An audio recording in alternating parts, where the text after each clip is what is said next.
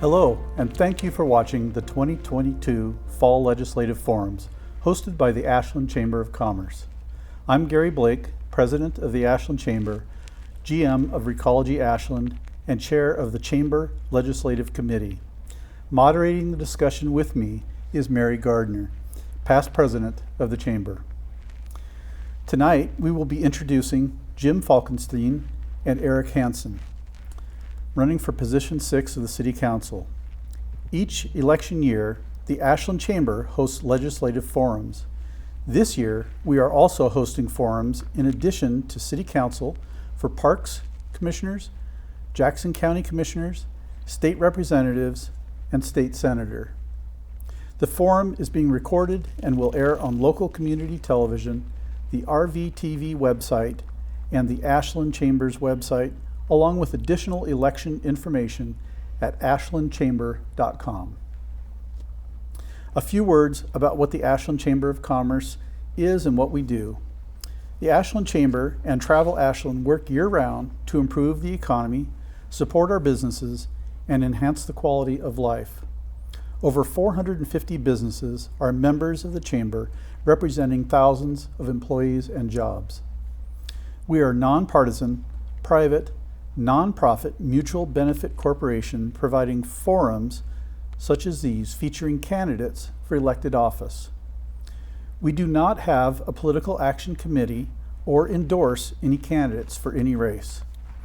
We have many strong community partners in addition to our businesses, including SOU, the Ashland School District, OSF, Asante Ashland Community Hospital, and of course, the City of Ashland.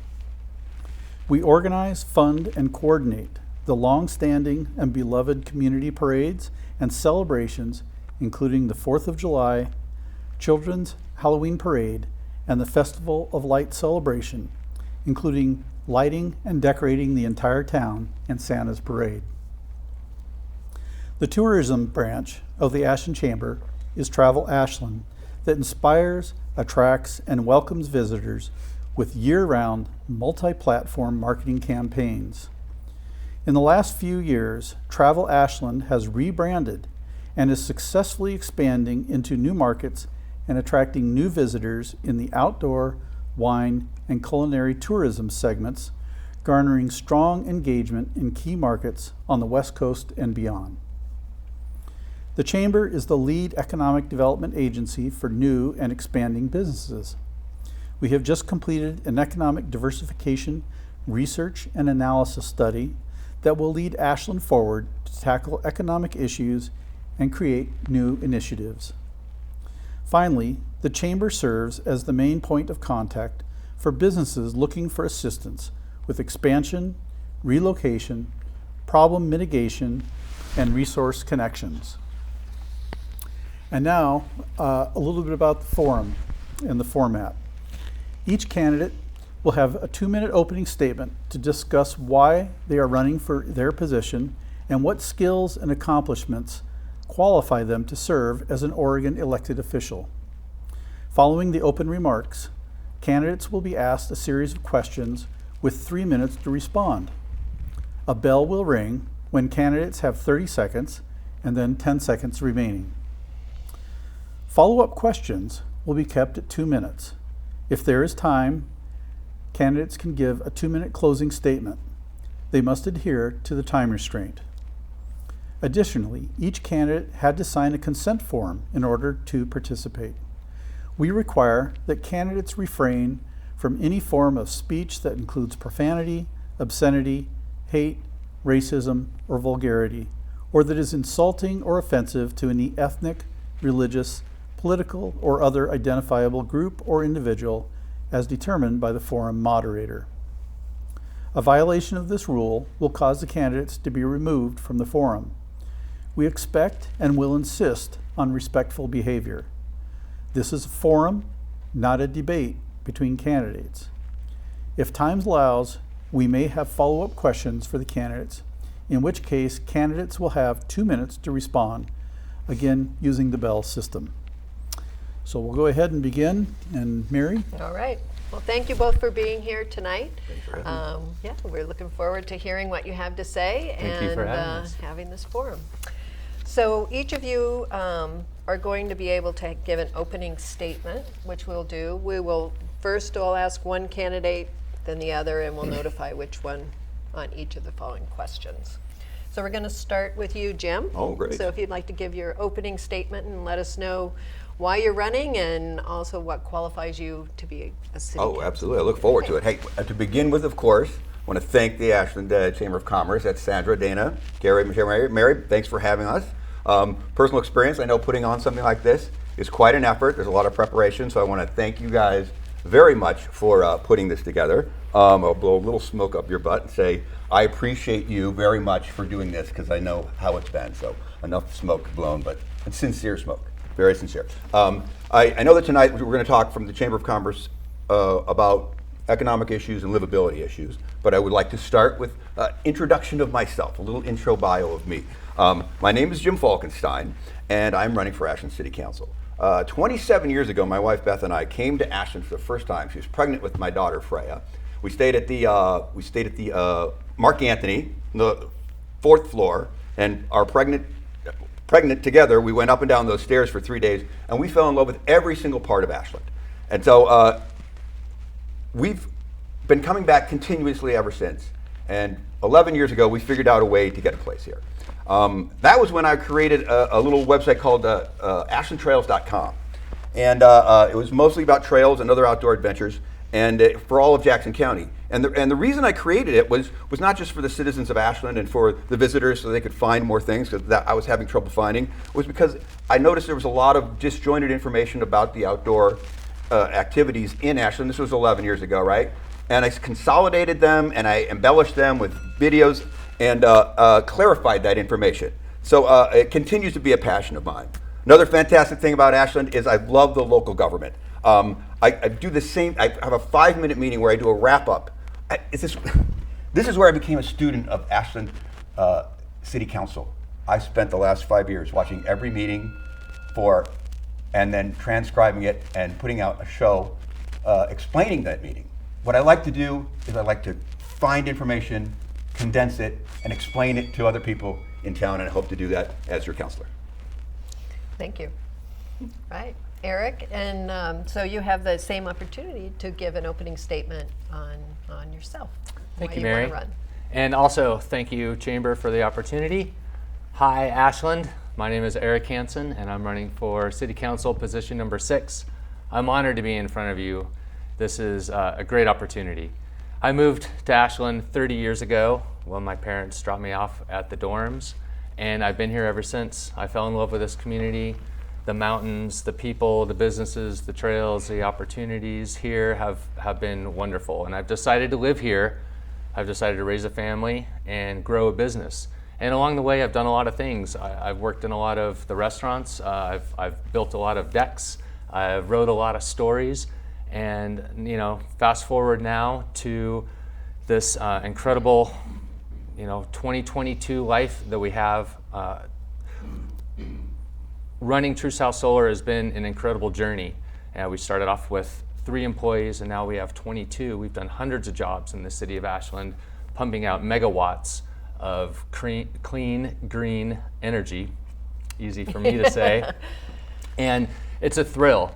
It's also been a pleasure to work with the Chamber on the board and recently be part of the economic diversity study that was done.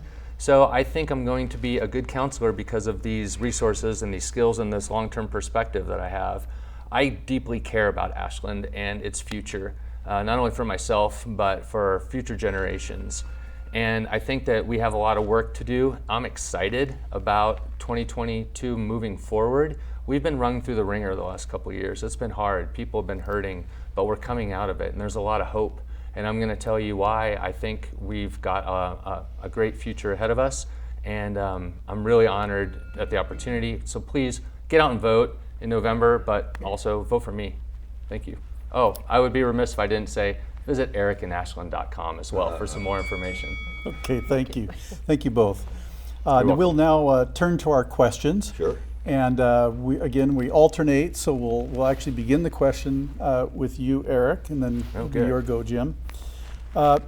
Eric, tell us the top 3 issues or challenges you feel Ashland is facing. Okay. Well, I have some notes here. The top 3 challenges we have right now, I think our city needs to get shored up with its HR issues.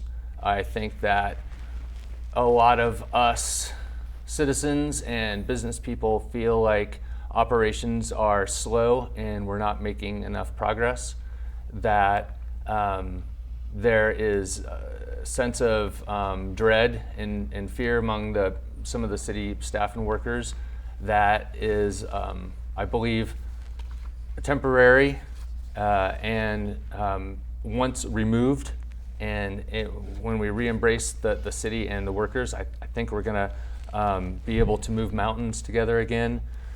I also think that we need to keep on the track for community resiliency. Things that we need to stay safe, water, fire, police, energy, security, all those things are our top priorities. And then, affordable housing is a huge issue for us. We're going to enter a new opportunity to bolster and diversify our economy, but it can't ignore affordable housing. And there's some properties in and around town that I think we as city council can help move forward to the finish line, but we've got to start saying yes to things. We've got to start pushing projects over the finish line, and city council is an instrumental movement for that. So those are my top 3. Great, thank you. Yeah, thank you. Jim, top 3 issues or challenges you feel Ashland faces. I could agree with that last one for sure. The housing issue is definitely number 1 in my mind, and what we like. I think Eric's a good point. We need to start saying yes and find different areas, because if you think about it, it'd be great for the people who worked in Ashland to be able to actually live in Ashland, wouldn't it? For as many as possible. Not everyone can do that, but it would be nice for more of those people, because then if they take their paycheck home, then they would spend it in Ashland, and that would increase the businesses, and that's a pretty nice cycle, isn't it? So that workforce housing, I think, is what a lot of people call that. But you want people who live here to work, and that's an economic benefit to the city. But there's also a livability benefit. If the person you see at a shop, you then also see at the dog park later in the day, you become friends, and then you connect, and you create another community. So the housing thing, I agree that more housing should be allowed, and I think an urban boundary should be looked at. We haven't increased that in a little while, and that can be done in a smart way. I'm excited about that. Number 2, I would say, is water security. As a city councilor, you can only affect so many things, right, in the world. But we have our own water supply, Reeder Reservoir, and of course we've got to manage our tap supply, which comes from Medford. And water security is something that we can really control, and we need to reinvest more energy into to figure out how to maximize the Reeder Reservoir and maximize our tap supply, which is the water we get from Medford, from the Rogue River. So I think that's number 2. And then number 3 is just and it seems silly to say this, but the basic maintenance of the city services. They say there used to be politicians who would say, it's the potholes, stupid. Just fix the potholes and you'll get reelected. But I think the garbage pickup in town is endemic of a lack of just maintenance around the city that people seem to notice, and I think it affects the community and the atmosphere and the excitement we all have about our town. And I think the town's great. I love it. First Fridays, I think, the last 3 have been fantastic. And then after a First Friday, you realize, well, let's just keep the maintenance up a little bit. Open up the community center. It seems crazy that we can't all agree on how to just revive what we all love about the unique character of Ashland. So those are my 3. Thank you. Great. So this question will start with you, Jim. Sure. So we're kind of going back and forth. Yeah. So there are many areas people wish to pursue as they enter elected office. Yeah. What are your priorities, and specifically, how would you fund them? Well, we go back to those top three again, right? So the thing I think I would like to focus the most on is water security. Now, that's not something that necessarily is going to be cheap, and it's not going to be funded by the taxpayers necessarily, but we all know that the whole entire west coast of America, including the planet, obviously, there's climate issues, and the federal government and the state government have been looking at supplying money to different projects throughout the West and throughout the country regarding climate change and water security, especially, in the West. So if we develop a plan whereby we are set and ready for state or federal money with an expansion of some kind of capacity at Reeder Reservoir, or an expansion of what is it? We have 3 million gallons a day maximum from Medford right now. If we could possibly look at the water rights for Lost Creek Lake and improve those, if we have plans in ready to go, then when the monies become available, then we can be in line for those kind of projects. And so that would be my first one, and I think something as a city councilor we can affect and push and promote and encourage. What was the other part? What was the other part of the question? Well, you answered. Was there two more? So we just said if they're, what are your priorities, and then how would you fund them? Oh, those were, So that was my one big one. Yeah. So Okay. I think we can edit Great. that one. Yeah, that's good. Okay. Okay. Thank you. So Eric, I'll repeat the question. There are many areas people wish to pursue as they enter elected office. What are your priorities, and specifically, how would you fund them? Thanks, Mary. I agree with Jim that on the water issue. I believe that water is a big part of getting projects done that I see need to be immediate. So the first thing I would do would look for grants and federal funds and create a financing to get projects done. Biden administration just passed an Inflation Reduction Act that had a huge carve out for solar. And a big part of that is grant money for nonprofits and government entities. If we can grab some of that solar money, bring it to our community, and lower our overhead as city offices, we'll have a lot more money available to spend on things. I think that there's a great plan at the city right now for a new treatment plant that is funded through a federal investment program that won't affect ratepayers. We do need more water. Water security is huge. It needs to be protected from fire and earthquakes, and the availability of our current supply and tap don't make ends meet for our projections. So we've got to bring that water treatment plant online, and it's not going to affect ratepayers. So that's awesome. The second thing I think we need to do is hire a real HR director for the city and get our groove back in the city. I want to see a spring in the city employee steps again. I'm so grateful for all the services that we have and everything that's delivered to our homes and businesses every day. But they need to be taken well care of. They need to know that they're valued. They need to know that that we're going to stand behind them and make sure that they're adequately taken care of. And we need to hire more people. We've seen people leaving through the city, and our services are getting affected. Certainly morale is. But I think rubber's going to hit the road when people aren't getting the services that they're asking for and paying for. But right now it's just staff working their butts off overtime to deliver. So the third thing I think we need to do is bring more fun to the city. I'm on a mountain bike team, and I participate in coaching the kids in the community. And we had 4 races last year in the last calendar year that brought people to this community, and we went downtown and we partied afterwards. And that really brought a sense of levity, and those are just moments. Like, let's have more of those moments, and let's use our resources, and we don't have to worry about funding those so much as we just have to say yes and get permits and say yes, and then let the food trucks come in for the special events and say yes, and then do it again on the other side of town in South Ashland. Say yes. More fun. Doesn't cost a lot of money. Great. Thank you both. Yeah, thank you. All right. We're going to go to you first on this one, Eric. Oh boy, thank you. Over 50 employees have left the city over the past year with a number of unfilled department head positions. Why do you think this is, and should voters be worried about it? Thank you, Gary. Great question. I'm not employed by the city. I'm not a public official yet, but from what I read and the information that I'm getting, there's this atmosphere that the sky is falling. So in my business, 2020 came, and it threw everything off like, a meteor hit the planet. Our orbit was off. Our expenses were up. Our revenue was down. And that's what happened, in short, to the city.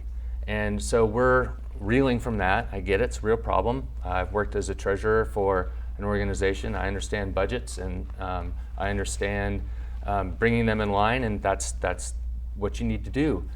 After a shakeup, when your budget doesn't meet actuals, you plan for the next budget and you make smart decisions. That's what I do. I make smart decisions based on data. And I think that once we get some good information out to the community, and we have a good HR director, and we can transmit this information to the people working, they're going to feel better about investing their lives in the city. They're going to want to work here, and they're going to want to invest in us. Right now, I kind of don't blame them. They hear that that the budget is terrible, that we're addicted to spending, that the city's going to hell in a handbasket. I don't believe that narrative. The numbers don't support that, and I think that these are normal issues for us to work through in very unnormal times, and we are a smart group of people. I love working with people to solve problems. I'm not part of any group. I'm coming with an open mind, and I'm working forward to working with all the councilors and the mayor and the business community and the citizens to make it all better. And I think in short order we will. We too will get through this, and we're going to have promising, bright days ahead of us. Great, thank you. Jim, over 50 employees have left the city over the past year with a number of unfilled department head positions. Why do you think this is, and should voters be worried about it? Well, I don't think anyone should be worried about the future of Ashland. I think it's bright. I think everyone in the country has suffered quite a bit from COVID and climate change and the fires in the region. I mean, we're all on edge a little bit, and there's a little bit of tension in everyone's life, and we're all kind of clamped up, and we're all anxious and nervous. So I don't think there's anything to worry long-term about Ashland. It's a wonderful place, and I think we've hit a bad patch that we're not the only city to do so, but definitely we may not have handled our bad patch as well as we could, and I think a lot of that has to do with the attitude that we all bring to the city every day. You talked about the 50 people who've left, and I'm sure some of them left for the same reason everybody else left their job, the Great Resignation, right? Some, tried to figure out different ways to live their lives, and I think some felt that the city wasn't respectful of some of the employees because there was it was just a very assertive discussion about a reduction of staff.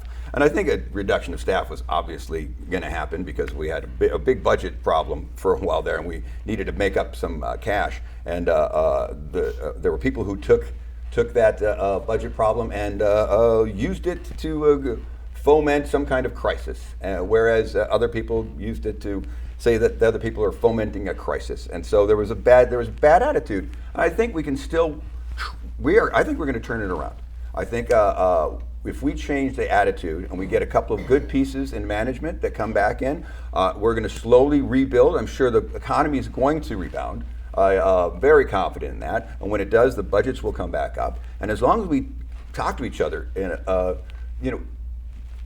civilly, there's got to be more civilized discussion in this government, in the entire town, amongst the council and the staff and the employees, and stay off of next door. There's that too. Just, be nice to each other. And we can still make difficult decisions and talk about some cuts that can happen. And I think we're going to turn the corner on this, and we're going to start building a couple of new relationships. And if we can just get some new blooded. I'll say this, for council position 6, I of course would like to win. But if my opponent were to win too, either way, new blood's coming in, and that's going to be good for the city, because if we don't bring in all of our old biases to every discussion, I think we can move forward. And this town's it's uphill from here. And I think hopefully of those 50, maybe 20 of them will come back.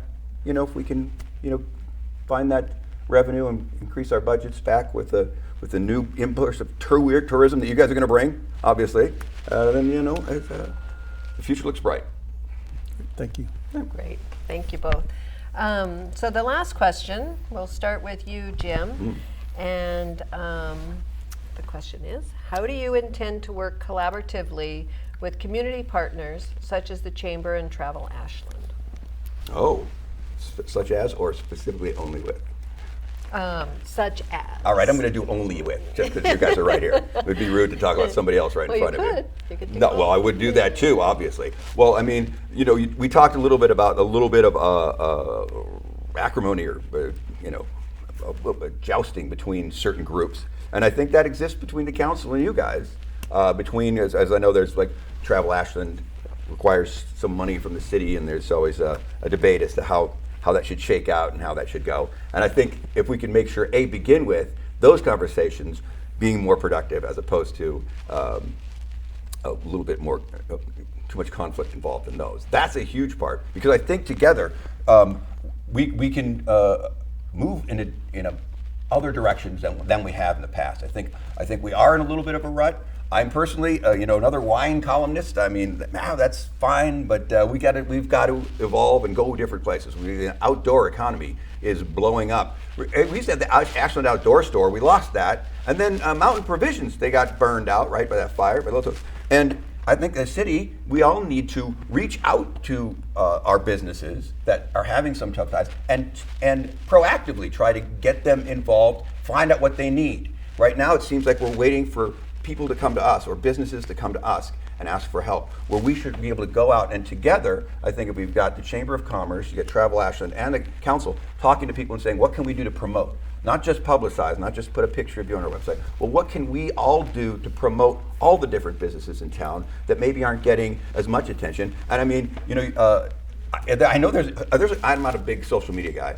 I mean, I have stuff on there, but there's like influencers in town that actually exist. I know a couple of them who are in town, and I don't know how that works exactly, but that's the kind of person that maybe we should all start looking at, going like, maybe we start building relationships with a different kind of skill set. We could bring in some more diverse customers and tourists and businesses that right now, I think we're maybe focused a little bit like this, and we broaden our focus a little bit through some a little bit more different activities. And as long as we're all on the same page, and once in a while we just make phone calls to see how we're all doing between the council and Travel Ashland and any other business in town, then it doesn't take much conversation as long as you start the conversation, I think. Great. And so Eric, I'm going to pose the same question. How do you intend to work collaboratively with community partners such as the Chamber and Travel Ashland? Well, thank you. That's a softball lob since I'm on the chamber board. I appreciate that. Being part of the work, the economic diversity subcommittee's recommendations that are coming from Eco Northwest are in a nice little package for us. And when the chamber releases that, I think it's going to be a great tool for recommendations for the chamber towards the city. And I think that as a counselor, I can help take those recommendations, and what I will do is I'll meet with people, I'll talk with them, and I will listen to them. And I tell you what, everybody's got an opinion, and there's a lot of bright spots in those opinions. I have the pleasure of traveling locally with my son on his mountain biking team, and I go to these little communities and I see great things about them that I think we should bring back to Ashland. And I'm a competitive person, and I can't help but think we can make Ashland better. I don't think Ashland wants to be Bend. I don't think Ashland wants to be even Telluride, but there's elements there that we want. We know that the city of Ashland is well known, but we're not well known enough for the things that are coming out. When people visit from Bellingham these days, I'm a mountain biking fiend, so excuse me if I keep coming back to this, they say, oh my gosh, Ashland trails are expanding, and I'm going to come back. I'm bringing my friends next time. And when I see Shakespeare changing their schedule, their offerings are shorter duration and a little bit less money, those types of activities now overlap better. And then there's a synergy that's built, like, oh, I've been to Ashland, have you seen it? It's cooler than it was last time.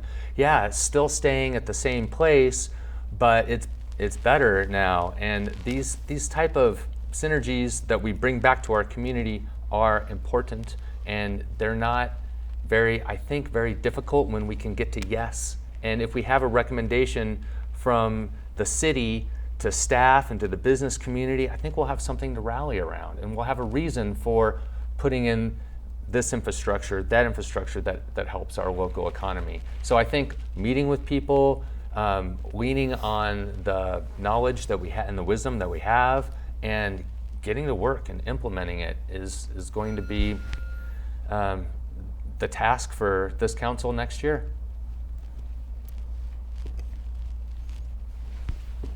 All right. Jim? Did I not answer that already? No, he did. Oh, Do I get a second shot? Do I need a do-over? No, sorry. Do I get a mulligan? Was it that bad? sorry.